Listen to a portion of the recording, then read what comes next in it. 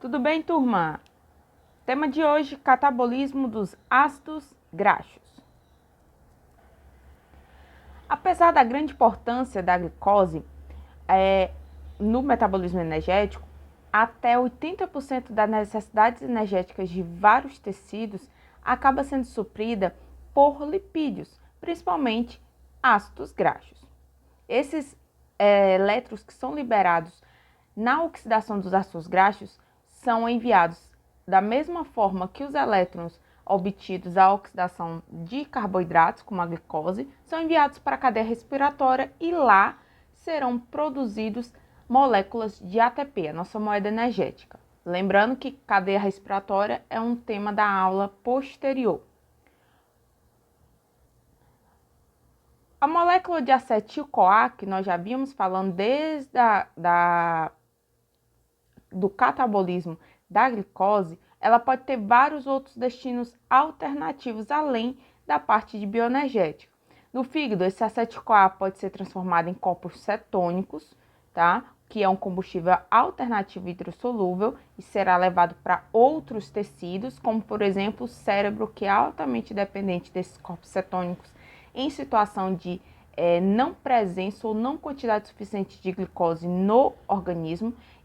Já em vegetais superiores, esse acetil-CoA pode ser um precursor biosintético de várias outras substâncias. Além disso, o papel biológico vai variar, certo? De uma espécie para outra, mas o mecanismo do catabolismo dos ácidos graxos vai ser basicamente o mesmo, que é a denominada beta-oxidação. Revendo aqui na imagem, nós vimos que a grande maioria dos lipídios na natureza são em formato de triacilgliceróis ou TAG, certo? Que é composto por um glicerol e 3 ácidos graxos. Esses ácidos graxos aqui no lugar desse grupo R é uma cadeia alquila, ou seja, uma cadeia com várias ligações entre carbonos. Então vai ser um carbono, com outro carbono, com outro carbono e assim vai, e completado com hidrogênios, como nós vimos na aula de lipídios, certo? Essa ligação aqui entre os carbonos é altamente energética e muito estável, então é difícil de quebrar. Se ela é difícil de romper essa ligação, significa que quando eu for romper, ela vai liberar muita energia. Por isso que os triacilgliceróis, eles produzem uma alta quantidade de energia durante seu processo de oxidação e quebra dessas ligações. Aproximadamente 38 kJ em cada mol, em cada grama, desculpe. Isso significa mais de 2 vezes, um pouco mais, não chega a 3, mas é 2 vezes e pouco mais energia liberada pela mesma quantidade se você fosse quebrar e liberar energia de carboidratos e de proteínas.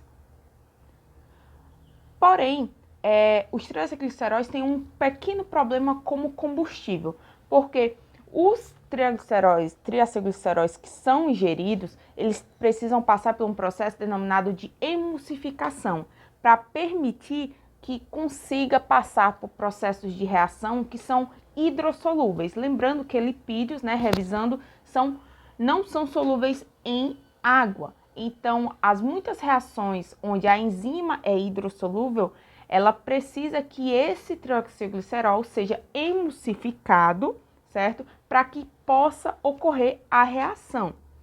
E essas moléculas que devem ser emulsificadas necessitam realmente desse processo para que elas passem pela digestão com essas enzimas que, como eu já disse, são hidrossolúveis, tanto lá no intestino, tá? Como também para que essas moléculas sejam carreadas no sangue para serem entregues e transportadas em vários tecidos, elas precisam passar por um processo também de emulsificação com proteínas que são proteínas carreadoras, permitindo assim que elas sejam transportadas em um meio aquoso como o sangue. Bom, como eu já tinha dito, as ligações entre os carbonos tá aqui, ó, um glicerol, não é? E aqui um ácido graxo, outro ácido graxo aqui insaturado, né? e outro ácido graxo saturado. Essas ligações aqui, ó, entre carbonos, que são altamente estáveis, essas ligações dos ácidos graxos que compõem o triacilglicerol são altamente estáveis. Então, para quebrar elas, vai ser necessário passar pelo processo chamado de beta-oxidação. Para superar essa relativa estabilidade das ligações entre os carbonos desses ácidos graxos, o grupo carboxil, que está lá no carbono 1, lembre que o ácido graxo, ele é carbono, carbono, carbono, carbono, carbono, e no final ele tem um grupo carboxil ou ácido carboxílico. Então, para que inicie o processo de quebra, esse carboxil aqui, que está no chamado carbono 1, lembra que a gente contou 1, 2, 3, 4, que está no carbono 1, ele tem que ser ativado pela coenzima A, ou seja, vai ter que ser ligado à coenzima A, aquela mesma coenzima A que nós vimos nas aulas anteriores, que vai permitir, assim, que tenha uma oxidação gradativa desse grupo, transferindo ele para a posição 3. Isso daqui, bioenergeticamente, quimicamente falando, permite que haja a quebra e produção de energia através da liberação de energia que existe entre esses átomos de carbono. Em resumo, a oxidação dos ácidos graxos até chegar lá no final a CO2 e água, assim como se fosse uma oxidação completa de uma molécula de glicose, é feita em 3 etapas. A primeira etapa ocorre a oxidação do ácido graxo de cadeia longa a fragmentos menores que contêm apenas 2 carbonos. No caso aqui, vai ser oxidado os ácidos graxos de cadeia longa por várias reações, que é denominada de beta-oxidação, até que no final você obtenha moléculas de 2 carbonos, a nossa famosa acetil-CoA, tá? Depois, esse acetil-CoA produzido a partir essa oxidação, esse acetil-CoA, desculpem, vai ser oxidado lá no ciclo do ácido cítrico normalmente, como se fosse sido proveniente de uma glicose, tá? Então, observem que as moléculas, elas, em todos esses processos na natureza, elas se transformam independente da fonte que vieram. Eu posso ter acetil-CoA vindo de uma glicose, como eu posso vir um acetil-CoA vindo lá de um ácido graxo. Se ela é um acetil-CoA, é a mesma molécula, ela vai continuar o processo seguinte, como por exemplo, se for para obter energia, ela vai passar pelo ciclo do ácido cítrico. E todos os elétrons, assim como lá da glicose, no processo da glicose, que a glicose virou piruvato e o piruvato virou acetil-CoA, da mesma forma, todos os elétrons que foram liberados e foram capturados pelos transportadores de elétrons reduzidos, o NAD, o FAD, certo? Todos esses transportadores vão levar esses elétrons liberados, carregados de energia, até a mitocôndria, lá na cadeia respiratória, e vão liberar esses elétrons, onde nós vamos ver com mais detalhes, e a partir daí você consegue armazenar a energia em outra molécula que nós denominamos de ATP. E no final, assim como a obtenção de energia a partir de uma molécula de glicose, aqui também, no final, nós teremos a produção de CO2, água e ATP.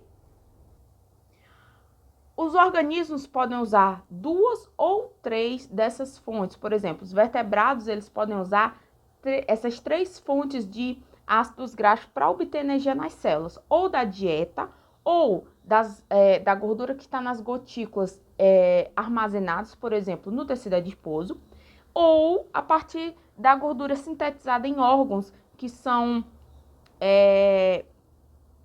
que são produzidos para serem exportados para outros, como por exemplo, o fígado faz esse processo de síntese. Cerca de 50% das necessidades, tá errado aqui, tá? 50% das necessidades energéticas de alguns tecidos, como fígado, coração, músculo esquelético, quando estão em repouso, são provenientes da energia liberada a partir dos ácidos graxos, a partir de lipídios. E também é a principal fonte de energia nos animais que passam por processo de hibernação, como os ursos. Então, eles se alimentam bastante, ficam bem gordinhos, com a camada de tecido adiposo bem grande. E enquanto estão hibernando, não estão com privação de alimentação, a energia é liberada a partir dessas reservas energéticas. Assim como também nas aves migratórias, que passam longos períodos sem alimentação na quantidade correta. No caso de protistas, eles obtêm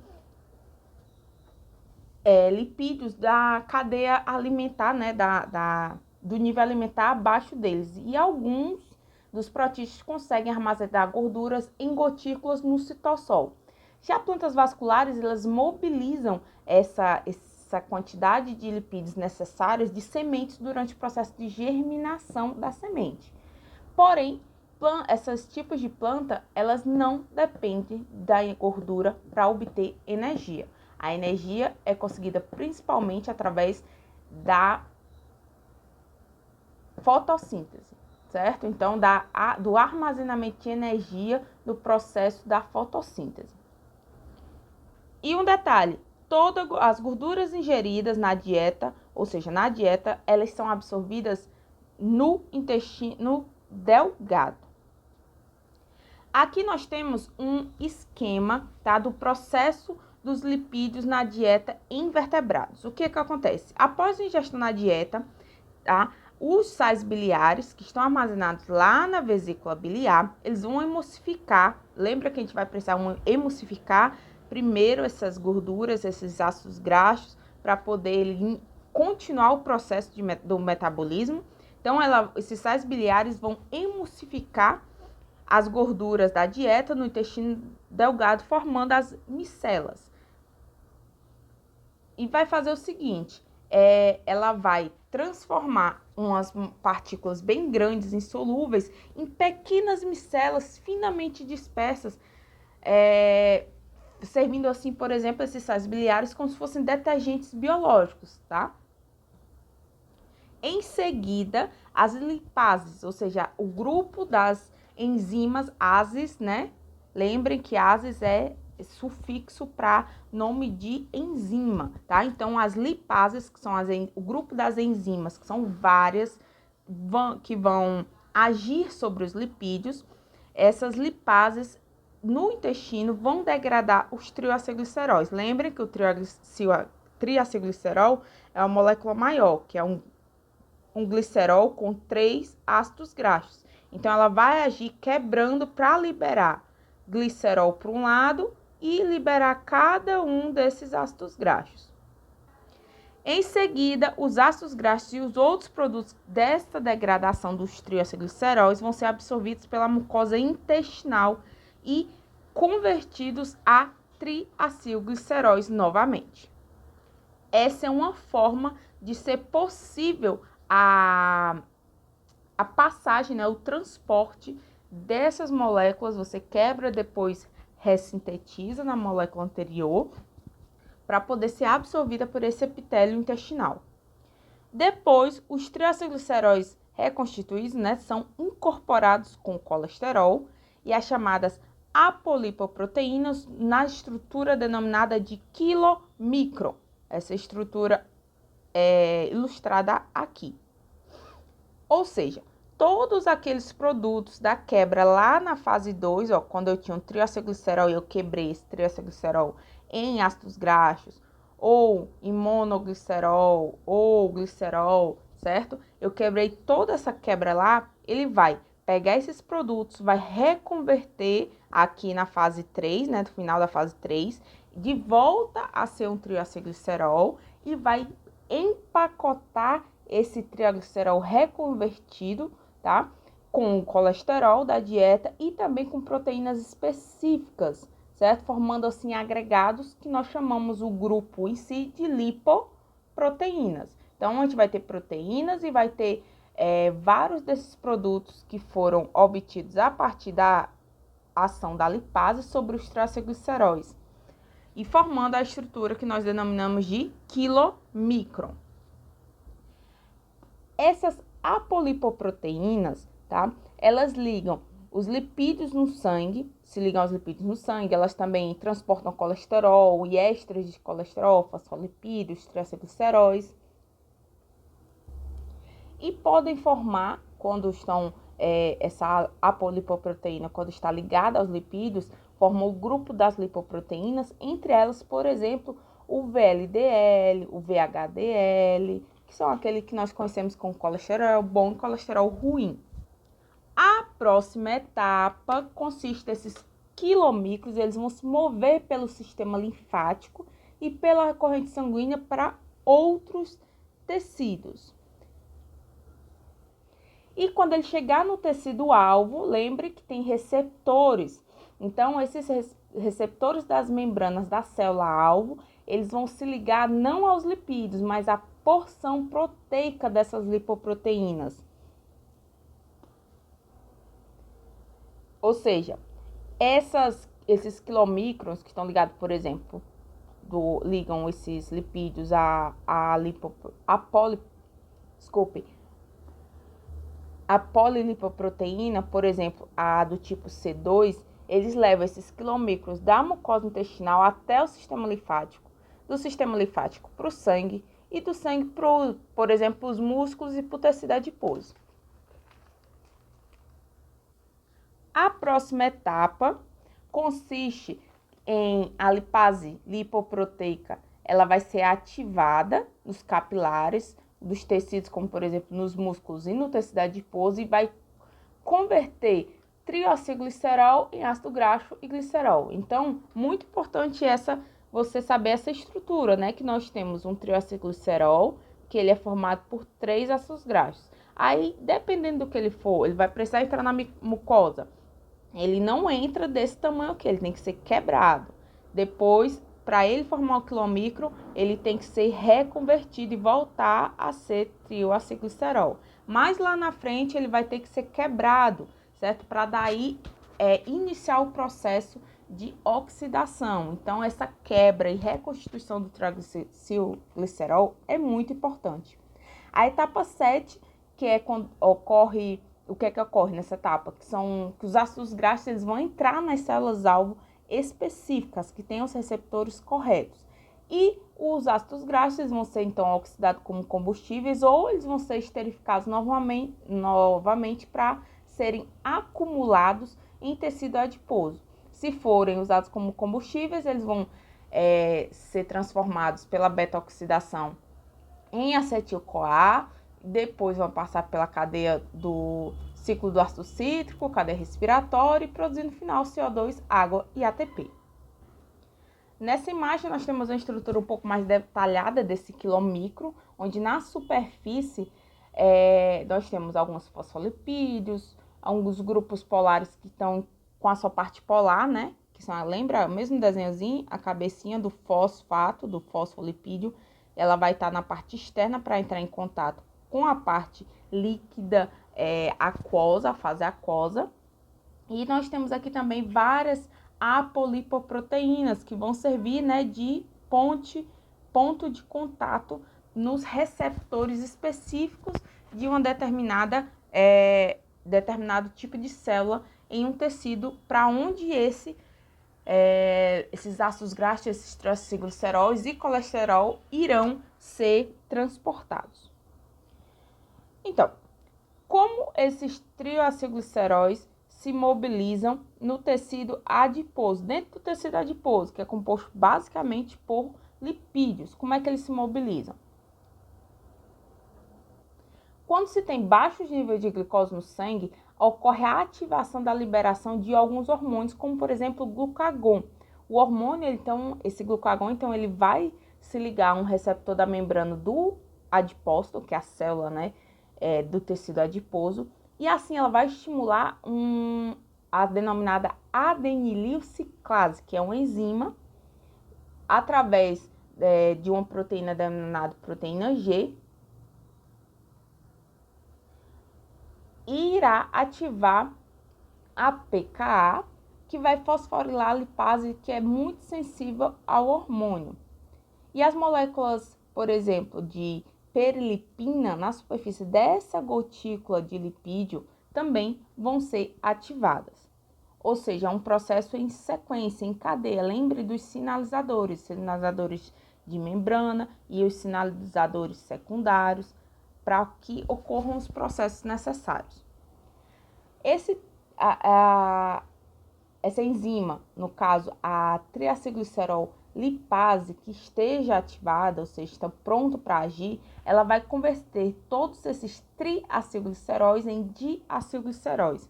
Então, eu tenho aqui um glicerol com 3 ácidos graxos. Então, ela vai transformar e vai retirar um dos ácidos graxos. Vai ficar um diacilglicerol, certo? E em seguida, vai ocorrer o uso de outras lipases para transformar esse diacilglicerol em monoacilglicerol, ou seja, vai retirando um ácido graxo por vez. Os ácidos graxos, então, eles vão sair dos adipócitos, vão se ligar à chamada albumina sérrica no sangue, que é uma proteína, e são transportados no sangue, liberados em uma etapa posterior desse transportador, que é a albumina. Então, esses ácidos graxos são liberados dentro das células, por exemplo, musculares. Óbvio que tenham um receptor, um transportador específico de ácido graxo na sua membrana. Por exemplo, nos miócitos do tecido muscular, os ácidos graxos eles vão ser oxidados, passar por todo o processo de oxidação até chegar a gás carbônico, CO2, e a energia, obviamente liberada, é conservada em ATP. E essa energia ela vai abastecer todo o processo de contração muscular, porque para que o músculo contraia e relaxe esse processo, é necessária a presença de moléculas de ATP. Outro hormônio também que participa desse processo de liberação, ou seja, hormônios sinalizadores, é a adrenalina, não só o glucagon. Bom, a entrada dos ácidos graxos na mitocôndria necessita do chamado transportador acil-carnitina-carnitina. Então, as enzimas da oxidação dos ácidos graxos, elas estão presentes na matriz mitocondrial, na mitocôndria, naquela estrutura da matriz.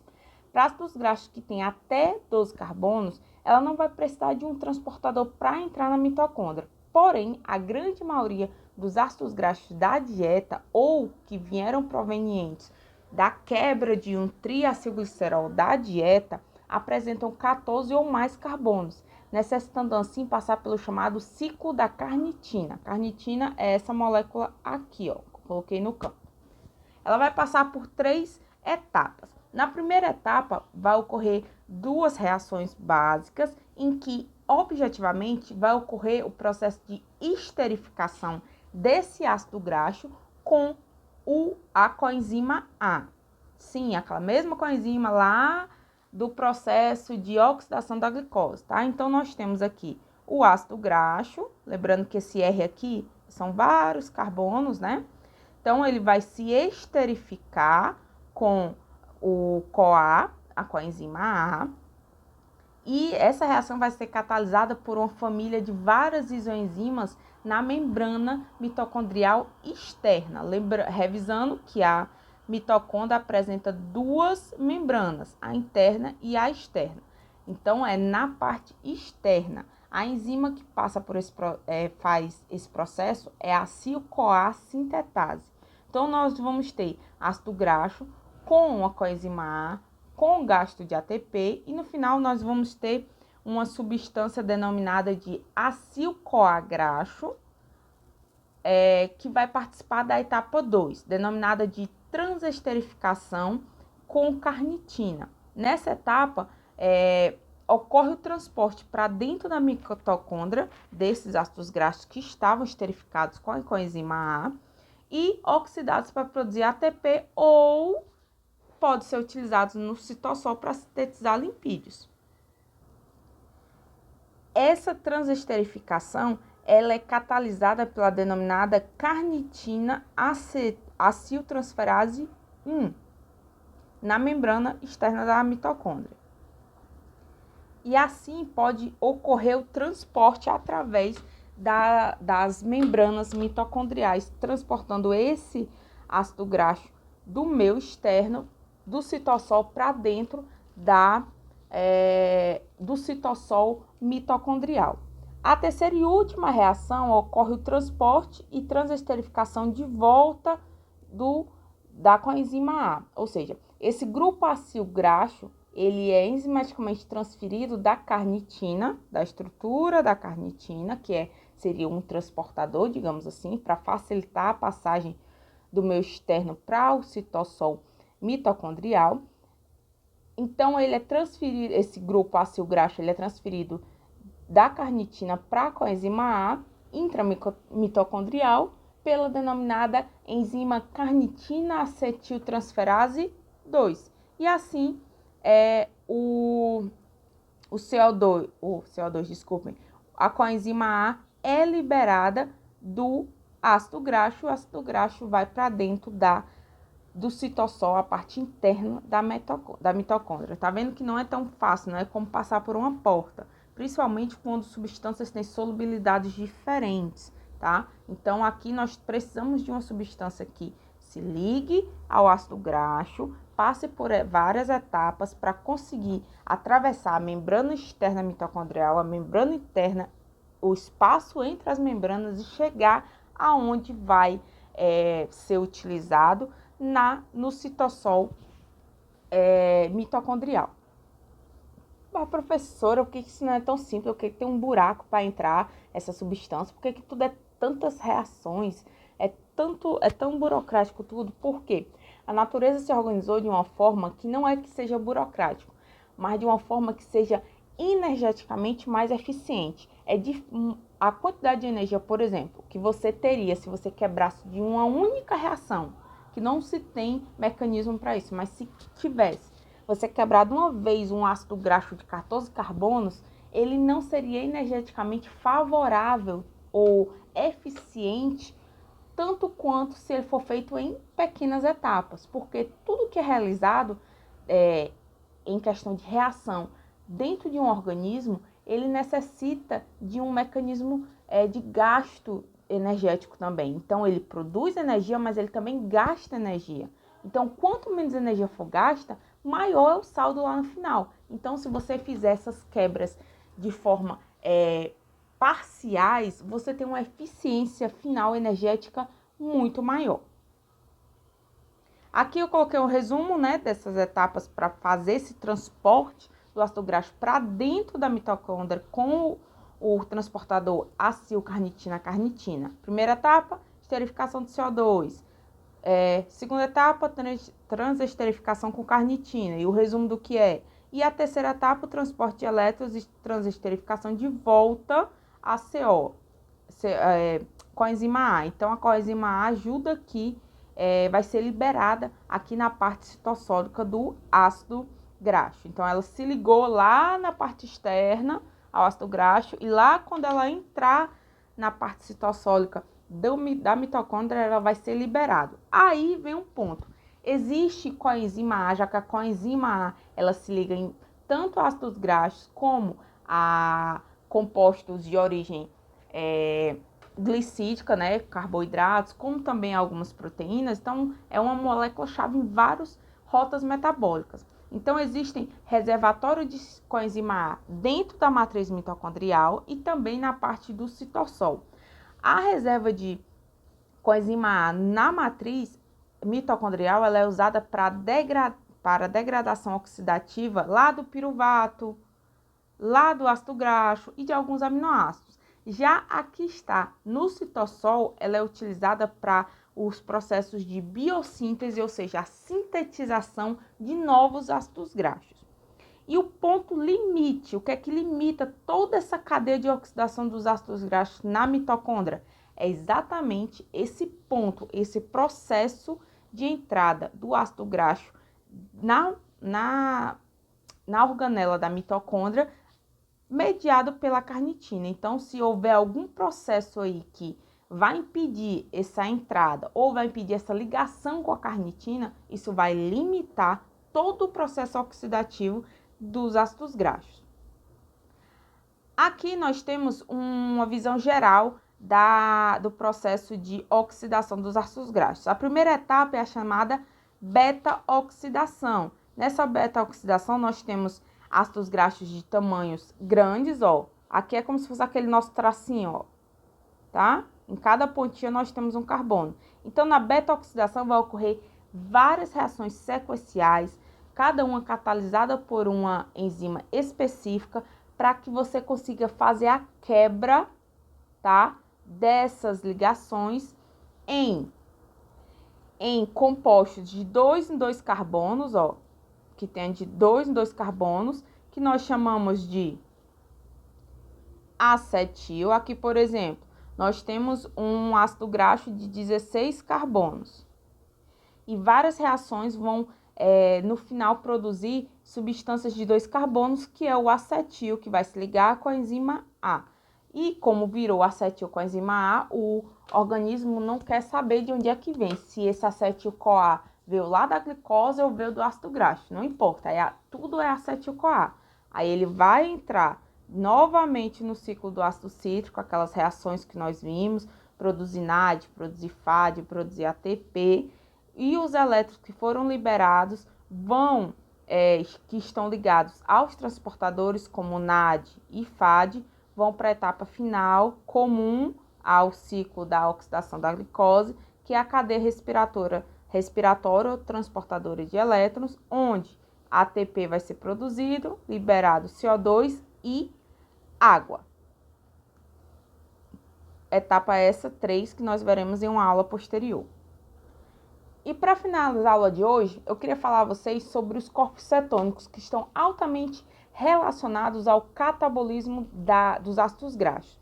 A maior parte dos mamíferos, ele pega esse acetil-CoA que foi produzido lá no fígado, leva para cadeia, o ciclo do ácido cítrico, do ciclo do ácido cítrico vai para a cadeia respiratória. Ou ele pode, no lugar de continuar esse processo metabólico, virar essa substância, esse acetil-CoA virar corpos cetônicos. O que são os corpos cetônicos? São o grupo das substâncias a acetona, o acetoacetato e o D-beta-hidroxibutirato. Então, essas 3 substâncias nós conhecemos como corpos cetônicos. E esses corpos cetônicos, eles são exportados para vários outros tecidos. A acetona, por exemplo, que vem lá do acetil-CoA, né? Essa acetona, ela tem uma baixa produção e pode ser eliminada pela urina ou exalada, né? Na expiração. Já o acetoacetato e o D-beta-hidroxibutirato, tá? Eles são transportados pelo sangue para outros tecidos que não sejam o próprio fígado, né? Já que esses corpos cetônicos são produzidos no fígado e são então convertidos a acetil-CoA e vão continuar o processo no ciclo do ácido cítrico e de lá continuam ou para a cadeia respiratória ou os seus intermediários do ciclo do ácido cítrico vão virar algum precursor de outra substância que o corpo esteja necessitando.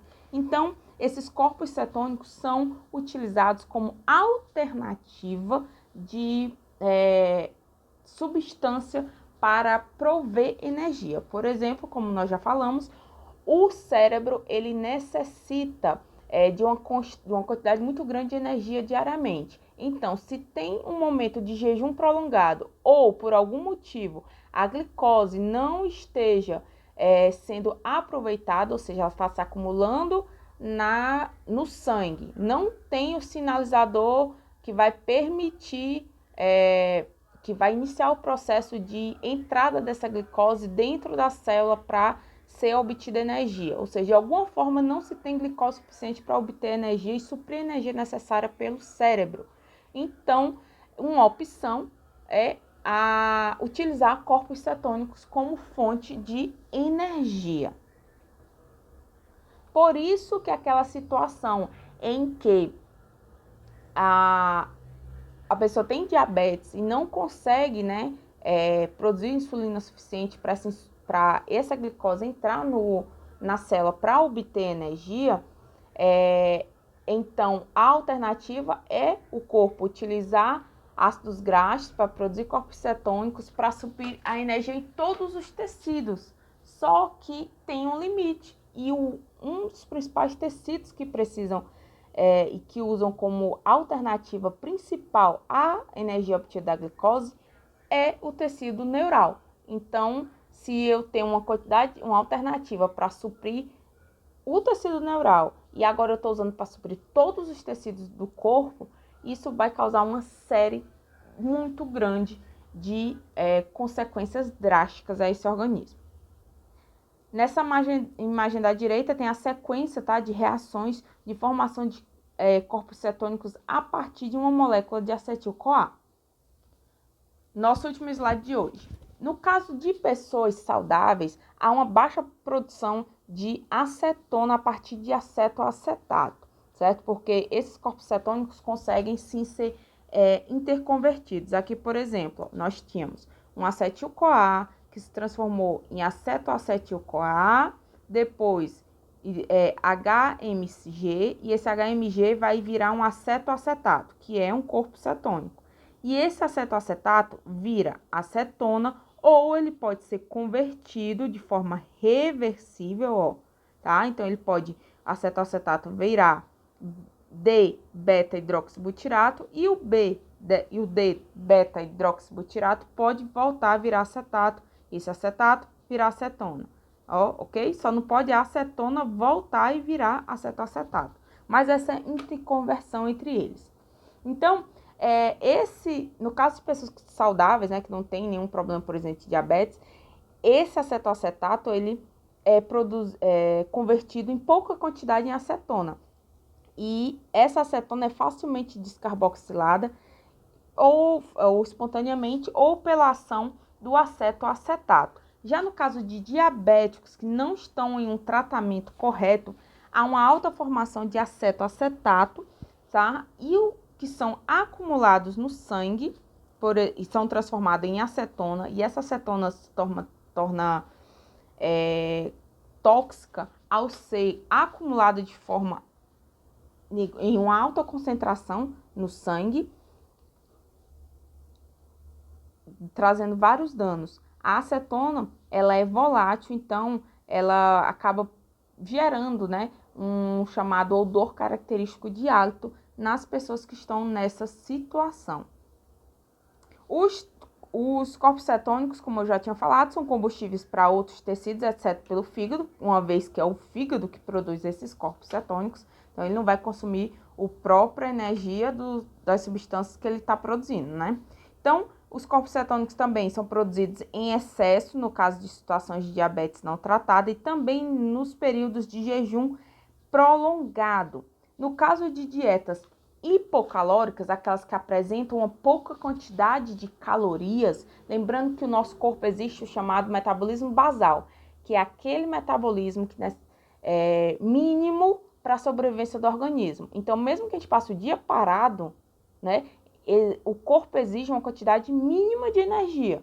E isso é a energia para o metabolismo basal. Então, se você tem uma dieta muito reduzida de calorias, que nós chamamos de hipocalórica, são utilizadas as gorduras armazenadas no tecido adiposo para suprir esse mínimo de energia necessário. E níveis elevados de corpos cetônicos no sangue e na urina são também observados de forma similar ao que acontece em princípios de organismos com diabetes. Então, é necessário ocorrer o monitoramento para evitar que ocorra acidose e cetoacidose. Desculpem. Esqueci de falar para vocês sobre a coenzima B12, tá? Que é a vitamina B, lá da vitamina B12, que pode ser chamada também de cianocobalamina ou cobalamina. Ciano porque ela apresenta cobalto na sua estrutura. E ela também serve como um cofator de uma reação dentro do processo da beta-oxidação. Caso haja deficiência dessa vitamina B12, certo? A vitamina B12 que não é produzida nem por animais e nem por vegetais, ela é produzida por alguns tipos específicos de bactérias. Então, ela pode ser produzida, sintetizada por bactérias no intestino ou adquiridas através da ingestão de carnes, por exemplo, mas não que ela seja produzida por um animal, é por micro-organismos que estão presentes nesse animal e acaba que existem traços dessa vitamina no tecido muscular, que é o que nós chamamos de carne. Então, a quantidade necessária é muito pequenininha, aproximadamente de 3 microgramas por dia, mas a deficiência dela, que ocorre, por exemplo, em pessoas que têm uma dieta totalmente vegana, tá?